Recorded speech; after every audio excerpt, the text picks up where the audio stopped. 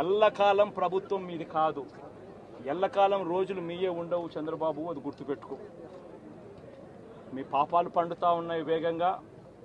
ప్రజలు దీన్ని క్షమించని పరిస్థితుల్లోకి వస్తారు.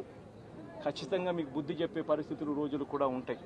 శాతనైతే మంచి చేయండి, మంచి చేసి ప్రజల మనసులు గెలుచుకుని ఓట్లు ప్రజల మనసుల్లో స్థిరస్థాయిగా నిలబడే కార్యక్రమం చేయండి. కానీ తప్పుడు రాజకీయాలు ఈ మాదిరిగా నువ్వు ఒక్కరివే చేస్తావు అనుకుంటా ఉన్నావు.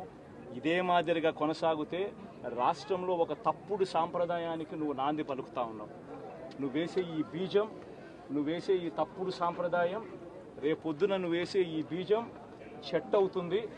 రేపొద్దున నువ్వు ఏదైతే ఇత్తుతావో అదే పండుతుంది. రేపొద్దున మళ్ళీ మీ గ్రామాలలో మీ కార్యకర్తలకు ఇదే పరిస్థితినే, ఇదే మాదిరిగానే మళ్ళీ జరిగే కార్యక్రమాలు కూడా జరుగుతాయి. అటువంటి తప్పుడు సాంప్రదాయాలు దయచేసి ఇప్పటికన్నా ఆపండి. నాయకులుగా ఉన్న మనలాంటి వాళ్ళం ఇలాంటివి ప్రోత్సహించకూడదు. ఇలాంటివి ఎవరు తప్పు చేసినా తప్పు అని చెప్పే కార్యక్రమం నాయకులుగా మనం చెయ్యాలి.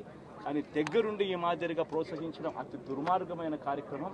దయచేసి దీనికి ఫుల్ స్టాప్ పెట్టే కార్యక్రమం ఖచ్చితంగా చెయ్యండి చంద్రబాబు అని చెప్పి సందర్భంగా మరొక్కసారి చంద్రబాబును ఈసారి హెచ్చరిస్తున్నామని కూడా చెప్తా ఉన్నాం. ఈసారి కోరడం లేదు, హెచ్చరిస్తున్నామని కూడా చెప్తా ఉన్నాం. ఇదే మాదిరిగా జరుగుతూ పోతా ఉంటే మాత్రం ఎవరైనా కూడా ఊరుకునే కార్యక్రమం జరగదు.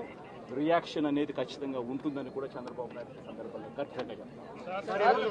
నేను ఒకటే అడుగుతున్నా జగన్మోహన్ రెడ్డి గారిని, అయ్యా ఈ రామకృష్ణారెడ్డి గారి మీద 307 కేసులు కావచ్చు, ఇతరత్ర కేసుల్లో జైల్లో పోయాడు కదా, ఏ ప్రభుత్వం అధికారంలో ఉన్నప్పుడు ఈయన మీద కేసులు వేసాయని చెప్పి నేను అడుగుతూ ఉంటా. ఎన్నికల కోడ్ అమల్లో ఉండగా దేశవ్యాప్తంగా ఎన్నికలు జరుగుతున్న తరుణంలో ఆయన మీద కేసులు నమోదయ్యా. ఆ రోజు చంద్రబాబు నాయుడు గారు ముఖ్యమంత్రి. చంద్రబాబు నాయుడు గారికి అధికారం వచ్చింది జూన్ 12వ తేదీ ముఖ్యమంత్రి అయితే, అంతకుముందు ఆయన చేసిన విధ్వంసానికి ఎన్నికల కమిషను సుమోటివ్ చర్యలు తీసుకునింది. దాని మీద హైకోర్టుకు పోయాడు, ఈయన సుప్రీంకోర్టుకు పోయినాడు. అన్ని చోట్ల తిరస్కరణ గురైన తర్వాతే ఈరోజు పోలీసులు అరెస్ట్ చేసి 307 కేసు పెట్టి జైల్లో పెట్టారు. సాక్షాత్తు రాజ్యాంగాన్ని ధ్వంసం చేశాడు పిన్నెల రామకృష్ణారెడ్డి గారు. ఎన్నికల సమయంలో పోలింగ్ బూత్ లేకపోయి పోలింగ్ పెట్టెలను ధ్వంసం చేసిన కేసు రాష్ట్రమే కాదు, దేశమే కాదు, యావత్ ప్రపంచమంతా చూసింది. భారతదేశంలో ఎన్నికలు ఈ విధంగా అధికార పార్టీ నాయకులు చేస్తారా అని చెప్పి రాజ్యాంగాన్నే ధ్వంసం చేశారు మీరు. అటువంటి నాయకుడిని మీరు ఈరోజు జైలుకు పోయి పరామర్శకు పోయి చంద్రబాబు నాయుడు గారిని హెచ్చరిస్తారా?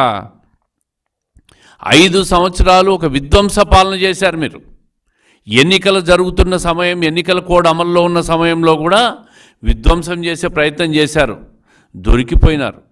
మా చంద్రబాబు నాయుడు గారు ఎప్పుడూ రాజ్యాంగాన్ని గౌరవిస్తాడు, పరిరక్షిస్తాడు.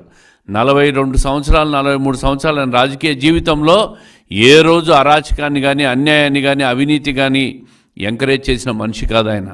ఈ 20 రోజుల్లోనే మచ్చుకు 2 ఉదాహరణలు చెప్తాను. రాయచోటి శాసనసభ్యుడి గారి కుటుంబ సభ్యురాలు ఏదో మాట్లాడితే ఇమ్మీడియట్గా స్పందించి వాళ్ళను కట్టడి చేసి భవిష్యత్తులో ఇట్లాంటి చేయొద్దని చెప్పాడు. కొలికపూడి శ్రీనివాసరావు గారు, తిరువూరు ఎమ్మెల్యే గారు నిన్న ఈనాడు పేపర్ చూసి వాళ్ళని ఇమ్మీడియట్గా పిలిచి ఇటువంటి కార్యక్రమాలు చేయొద్దని చెప్పి హెచ్చరించాడు. ఎవరైనా సరే తెలుగుదేశం పార్టీలో చట్టాన్ని చేతిలోకి తీసుకొని వ్యవహరిస్తే నేను ఉపేక్షించానని చెప్పి గట్టిగా హెచ్చరిక పంపిన నాయకుడు మా నాయకుడు చంద్రబాబు నాయుడు గారు. నీలాగా ప్రతి కార్యకర్తను విధ్వంసం పేరుతో నీ ఇష్టం, రాష్ట్రం మనదే ఇప్పుడు ఈ 5 సంవత్సరాలు, ఏది కావాలంటే దోచుకోండి, ఇసుక దోచుకోండి, మట్టి దోచుకోండి, లిక్కర్ దోచుకోండి, భూములు ఆకుపై చేసుకోండి, అరాచకం సృష్టించండి, ప్రశ్నించే వాని మీద హత్యలు చేయండి, కేసులు పెట్టే పోలీసులను కూడా మనం ఆధీనంలోకి తీసుకున్నామని చెప్పి సొంత రాజ్యాంగాన్ని నడిపి 5 సంవత్సరాలు ఈరోజు మళ్ళీ అంబేద్కర్ రాజ్యాంగం అమల్లోకి వచ్చిందని చెప్పి బాధలో, ఫ్రస్ట్రేషన్లో 307 కేసు పెట్టారని చెప్పి పిన్నెల్లి రామకృష్ణారెడ్డి గారిని సమర్థించే ప్రయత్నం చేశావంటే నీ మనస్తత్వం ఏంటో, ఎందుకు నిన్న 5 సంవత్సరాలు ప్రజలు నిన్ను చూసి విసిగి వేసారిపోయి ఆంధ్రప్రదేశ్ రాష్ట్ర చరిత్రలో ఎప్పుడూ ఇవ్వనటువంటి 164 సీట్ల తీర్పునిచ్చారో ఒక్కసారి అర్థం చేసుకొని. నెల రోజులు కూడా కాలేదు మీరు ముఖ్యమంత్రి అయ్యి. నేను అడుగుతున్నాను, ఈరోజు రామకృష్ణారెడ్డి గారి మీద ఈ కార్యక్రమాలన్నీ తెలుగుదేశం పార్టీ పేపర్ ప్రచురించింది. దీంట్లో ఒక్క అబద్ధమన్నా ఉందా మాజీ ముఖ్యమంత్రి గారని చెప్పి నేను అడుగుతూ ఉండా. ఎస్సీల మీద దాడులు, ఎస్టీల మీద దాడులు, ఇదే రామకృష్ణారెడ్డి గారి నియోజకవర్గంలో 5 సంవత్సరాల్లో 8 హత్యలు జరిగినాయి. అన్ని వర్గాల మీద 79 హత్యలు దాడులు చేశారు. బీసీ ఎస్టీ మైనారిటీల మీద 51 దాడులు చేశారు. మీరు ఇదే ప్రజలకు ముఖం చూపించలేక, మీరు 20 రోజుల్లో ఓడిపోయిన దానికి మొహం చూపించలేక తిరిగి జైలులో ఉన్న ఖైదీలకు మొహం చూపించేదానికి పోయినారంటే మీరు ఎటువంటి వారో మిమ్మల్ని అర్థం చేసుకోవచ్చు.